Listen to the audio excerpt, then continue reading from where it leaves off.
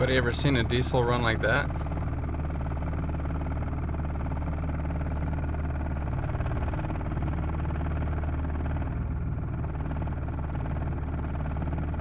The truck is actually shaking pretty hard. See, my bumper grill is vibrating.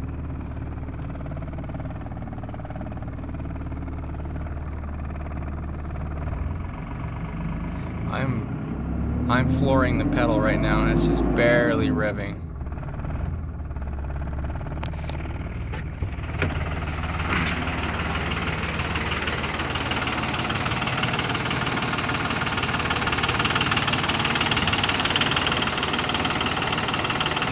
The dealer says I might have a bad computer. Anybody let me know what they think. I'd appreciate it.